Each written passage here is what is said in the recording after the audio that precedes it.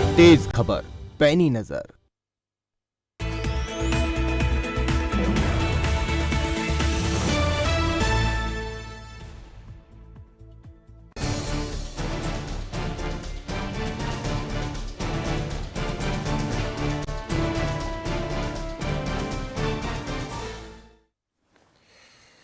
नमस्कार, सवाल आपका देख रहे हैं आप और मैं हूं आपके साथ शमशेर सिंह।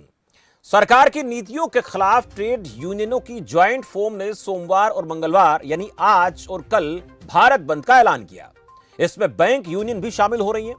बंद के मद्देनजर राज्य सरकारों ने अपने अपने स्तर पर तैयारी की है।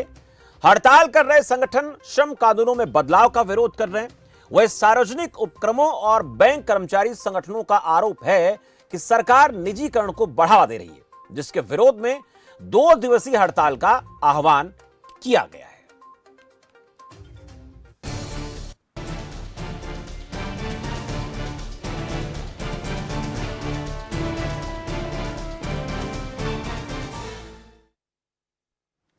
देश भर में स्ट्राइक का मिला जुला असर देखने को मिला।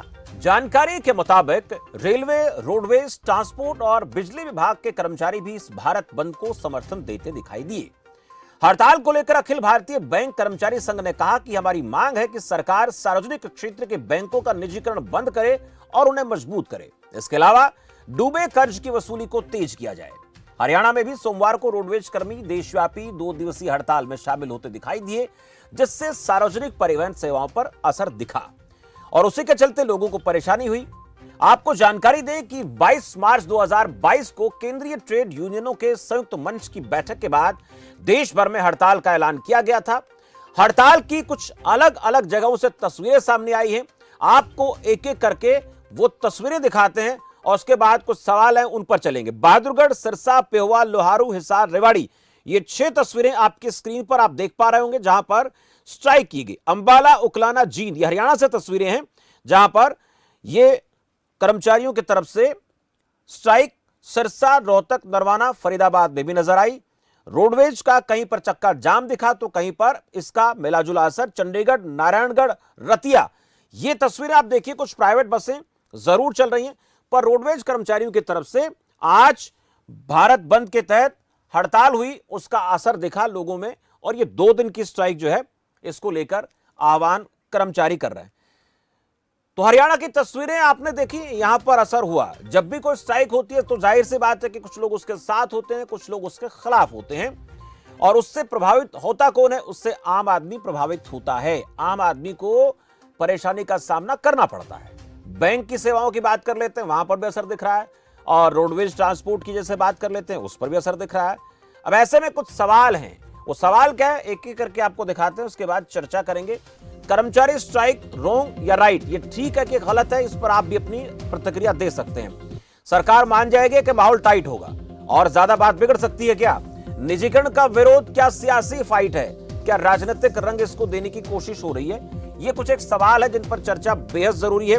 कई बार ये कहा जाता है कि इसको राजनीतिक लोगों का साथ मिल रहा है इसलिए इस प्रकार की स्ट्राइक की जाती है, लेकिन दूसरी तरफ अगर सरकार और इन कर्मचारियों के बीच जो जिस भी डिपार्टमेंट से जहां जहां से स्ट्राइक हुई उनके बीच कोई सुलह होती नहीं है तो फिर ये मसला क्या आगे माहौल को टाइट कर सकता है? आपके मन में क्या सवाल चल रहे हैं? आपके मन में अगर कुछ चल रहा है, ऐसा कोई सवाल आप पूछना चाहते हैं, अपनी राय जाहिर करना चाहते हैं स्ट्राइक को लेकर, तो वो आप इस मंच के जरिए साझा कर सकते हैं, क्योंकि आखिरकार प्रभावित तो आम आदमी को होना होता है। बैंक में आप गए होंगे, सरकारी बैंक में आप गए होंगे, वहां पर आपको परेशानी हुई होगी, आपको पैसा निकलवाना, आपको पैसा डिपॉजिट कराना है, आपको अकाउंट खुलवाना है या और तमाम तरह की सर्विसेज आपको बैंक से लेनी है।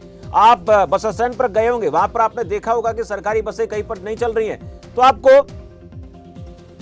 वहां पर लोगों को परेशानी का सामना करना पड़ता है। अब ऐसी स्थिति में देखिए, स्ट्राइक करने वालों को अपनी मांगे होती हैं और सरकार का अपना तर्क होता है, इसलिए दोनों से बातचीत हम करेंगे। जो कर्मचारी संगठन है उनसे भी बातचीत करने की कोशिश करेंगे और दूसरा सरकार का पक्ष भी जानने का प्रयास करेंगे कि सरकार को क्या लगता है, ये चीजें उनकी नजर में ठीक हैं कि गलत हैं। और दूसरा, आपकी भी अपनी एक अहम जिम्मेदारी है, आपको इस प्रकार के स्ट्राइक से कितना नुकसान उठाना पड़ता है, क्या क्या परेशानियां झेलनी पड़ती हैं और ऐसी कई बार स्ट्राइक जो होती है वो लंबी खिंच जाया करती हैं, जिससे प्रभावित होता है देश का आम जन।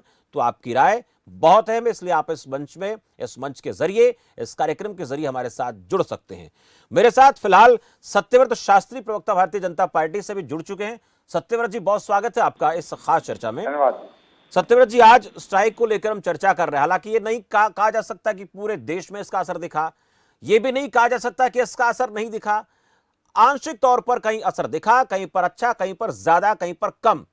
लेकिन ऐसे में कर्मचारियों का इस तरह से स्ट्राइक पर चले जाना, चाहे वो रोडवेज की बात है या बैंक कर्मचारी है या फिर ट्रेड यूनियन जो अपनी मांगों को लेकर पहले भी कई बार बातें रखती आई हैं, ऐसी स्ट्राइक को बीजेपी सही मानती है, गलत मानती है या कुछ और इसके बारे में सोचती है? देखिए शमशेर जी, हड़ताल किसी भी स्थिति में किसी के लिए भी जायज और उचित नहीं कहा जा सकता।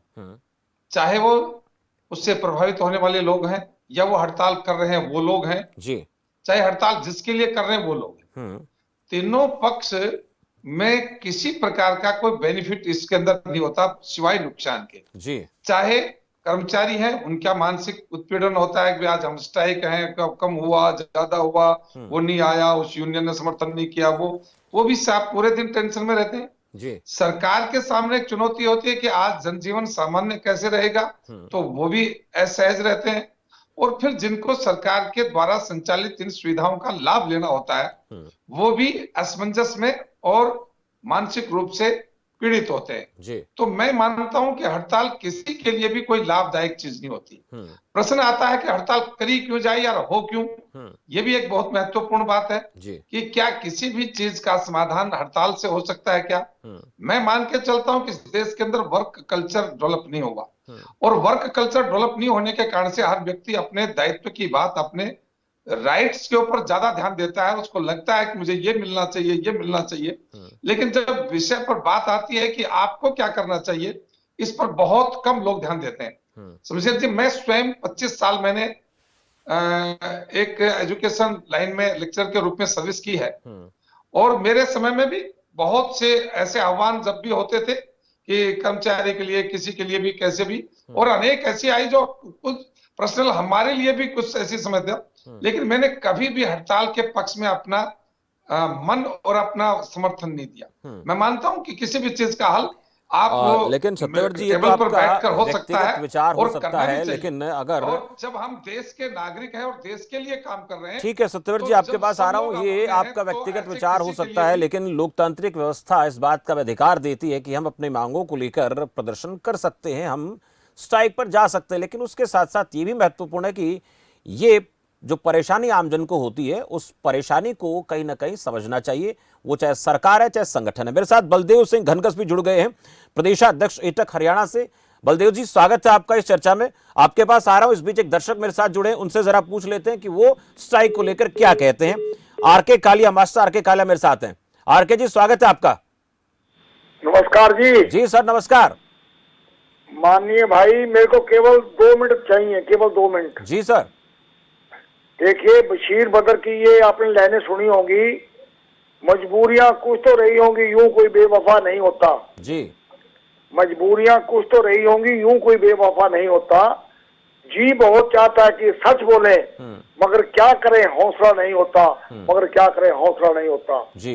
मैं ये कहना चाहूंगा, इनको शौक नहीं है धरना प्रदर्शन करने का। जी।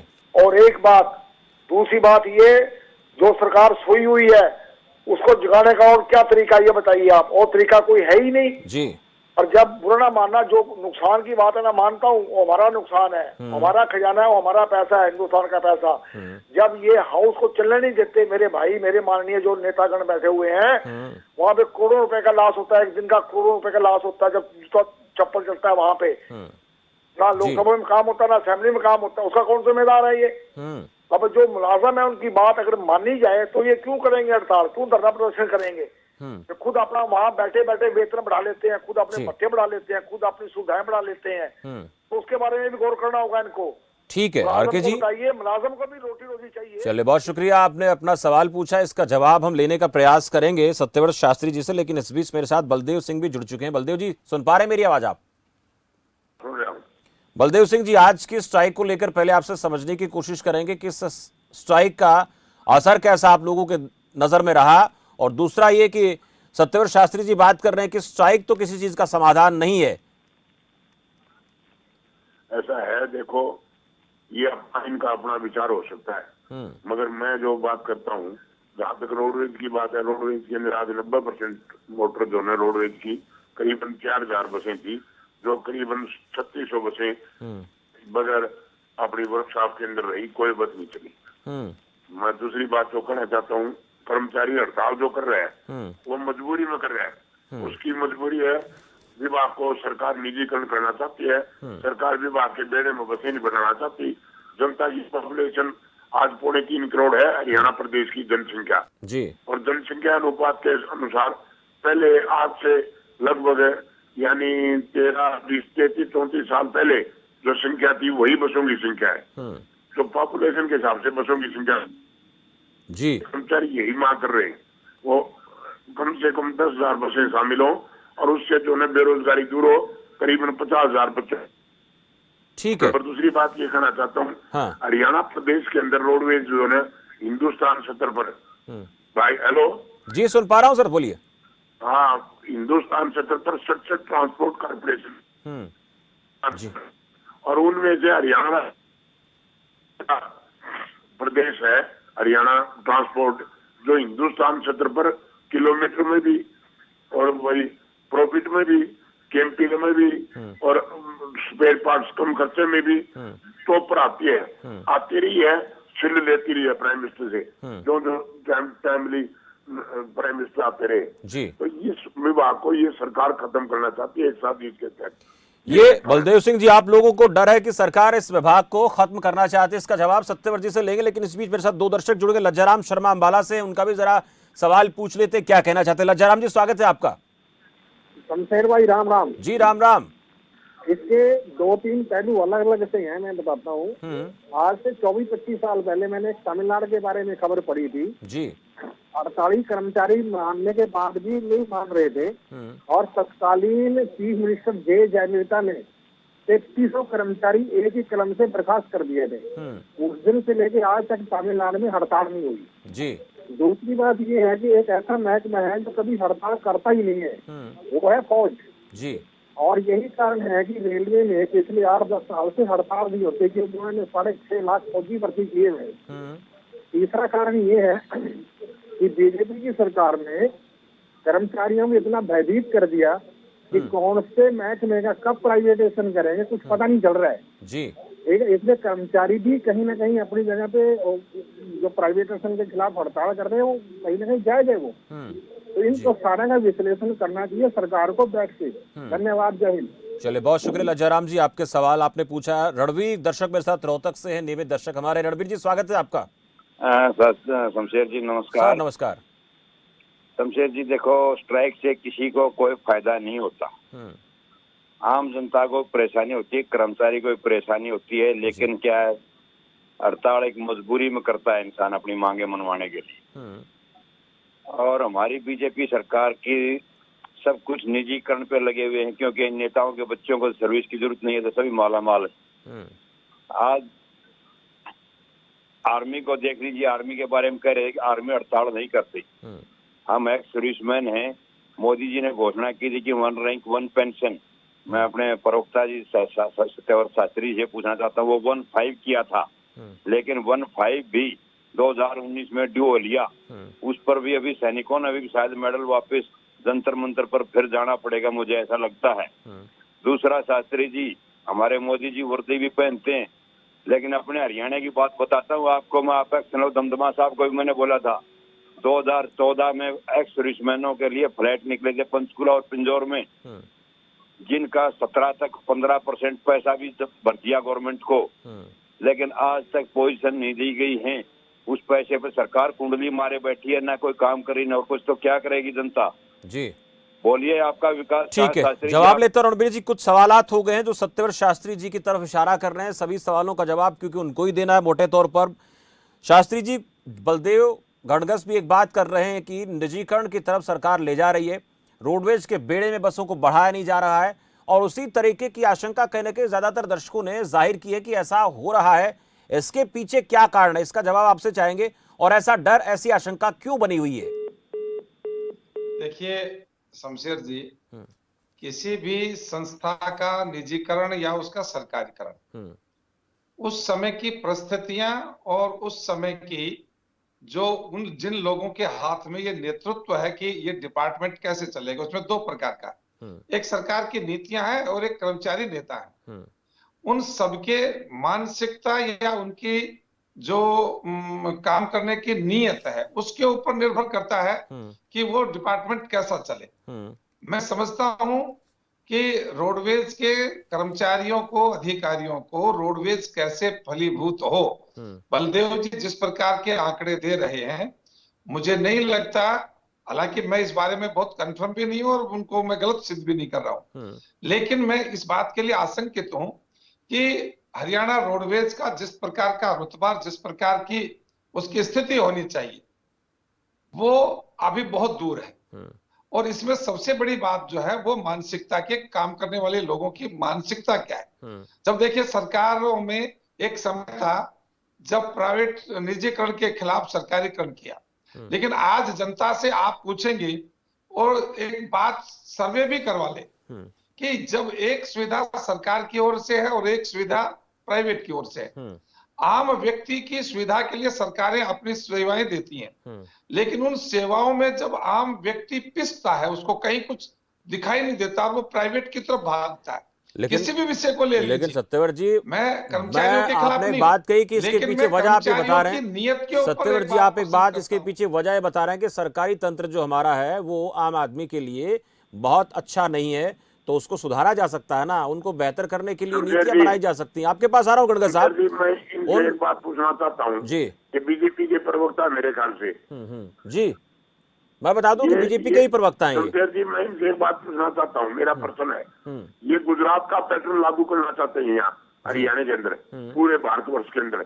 गुजरात में क्या है, गुजरात में जो है हरियाणा पुलिस का, तो गुजरात आपको 15,000 रुपये मिलते हैं कुल, जेबीसी टीचर को मिलते हैं सिर्फ 12-14 हजार। और यहाँ हरियाणा में क्या है, हरियाणा में पुलिस का 1000 रुपये स्टार्टिंग में मिलती है। तो यहाँ का वहां का पैटर्न, गुजरात के अंदर कोई बस सरकारी नहीं है, कोई संस्था सरकारी नहीं है, सब धनराशि को दी हुई है। ये बीजेपी की गवर्नमेंट इस पूरे टाटा को एयरलाइन था उसको दे दिया टाटा को, ये रेलवे को बेचना चाहते हैं, ये बैंकों को बेचना चाहते हैं, ये कोई संस्था जो सरकारी पब्लिक। लेकिन बलदेव जी आप जो बात गुजरात की कर रहे हैं, गुजरात को लेकर कई बार आंकड़े सामने आते हैं, सीएमआई की रिपोर्ट आती है, बेरोजगारी के मामले में बहुत बेहतर स्थिति में गुजरात है, तो फिर ये तो बेहतर है, इसका आप लोग क्यों विरोध कर रहे हैं? अगर रोजगार के लिहाज से देखें तो गुजरात की स्थिति हरियाणा से अच्छी है। बलदेव जी लगता है आपकी आवाज मुझ तक नहीं पहुंच पा रही, दोबारा से उनको जोड़ने की कोशिश करें क्योंकि थोड़ी सी तकनीकी दिक्कत है। एक दर्शक मेरे साथ हैं, तब उनसे पहले जवाब ले लेते हैं। नीरज जगाधरी से। नीरज स्वागत है आपका। सबसे पहले मैं सर आपको, आपके हर स्टाफ को नमस्कार करता हूँ जी, नमस्कार। और राजनीतिक नेता को मैं नमस्कार करता हूँ। मैं भाजपा राजनीतिक नेता से अपने सवाल का उत्तर लेना चाहता हूँ आपके मंच के द्वारा जी, कि मैं प्राइवेट निजीकरण में पीएन का काम करता हूँ। जिसमें मैं पीएन का काम करता हूँ, वही मैं वेतन 2.5-3 लाख दूसरों का वेतन 40-40 हजार रुपया है। हमारा वेतन हम तो नहीं पा रहे, अब किसी कारण पढ़ नहीं सके, सिर्फ 10,000 से भी कम है। तो हम हड़ताल जाए या क्या करे, या इस सरकार ने नो टीचिंग मत किया, प्राइवेट तो मैं प्राइवेट कॉलेजों में छापे मारे हैं। नीरज थोड़ा सा मुझे तकनीकी दिक्कत इसमें भी नजर आती है, लेकिन आपका सवाल मैं समझ गया। आप कहते हैं कि मैं पीएन का काम करता हूँ, 10,000 रुपये तनख्वाह नहीं है। बाकी और टीचर्स की बात करें या बड़े अधिकारियों की बात करें तो उनकी 40,000, 2 लाख, 2.5 लाख रुपए तक सैलरी की बात आप कर रहे हैं। ये सवाल कई बार उठा है सत्यव्रत शास्त्री जी। बलदेव सिंह जी आप तक मेरी आवाज पहुंच पा रही है? हाँ, तो जी बलदेव जी आप बात पूरी करें। आपने गुजरात का एग्जांपल दिया, तो मैंने ये भी कहा कि सीएमआई के आंकड़ों की जब बात आती है तो हरियाणा सरकार से सवाल किया जाता है कि बेरोजगारी के मामले में हरियाणा की स्थिति इतनी खराब क्यों, तो कहते हैं कि सीएमआई के आंकड़े तो जो है कांग्रेस पार्टी की एक संगठन है उसके तरीके उसकी तरफ से पेश की जाते हैं। लेकिन जब यही बात गुजरात को लेकर बात होती है, उत्तर प्रदेश को लेकर बात होती है, तो वहां पर स्थिति बेहतर है, रोजगार के मामले में स्थिति अच्छी है, तो फिर निजीकरण को बढ़ावा देने में दिक्कत क्या है? वहाँ एक बात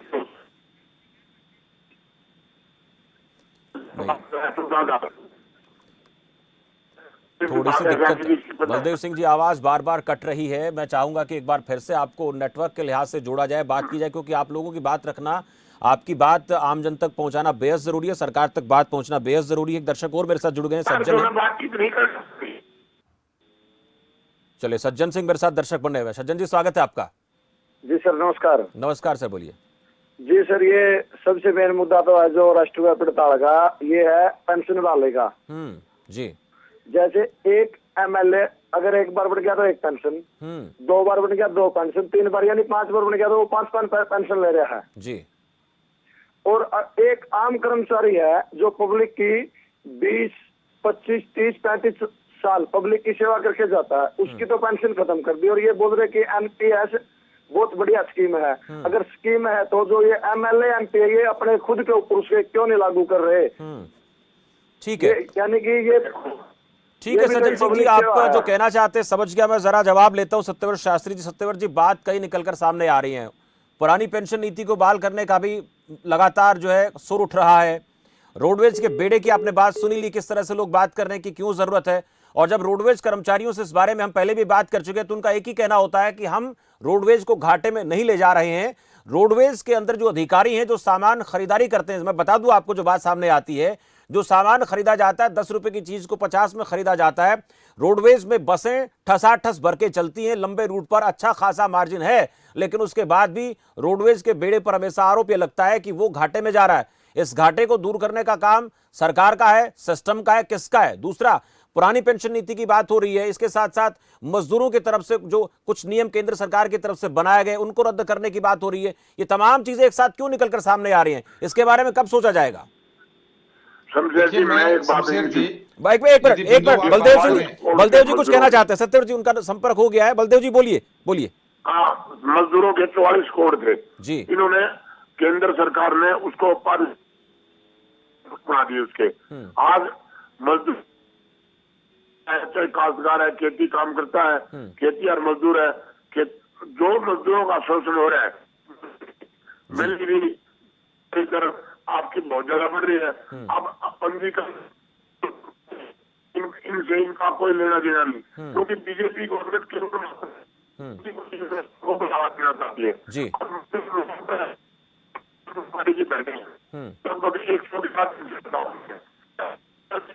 बलदेव जी, ठीक है। सत्यव्रत जी से छोटा सा जवाब लेते हैं। बलदेव जी, जो आपके सवाल है उनका जवाब लेते हैं। निजीकरण को लेकर एक बात सामने, जितना मैं समझ पाया जी।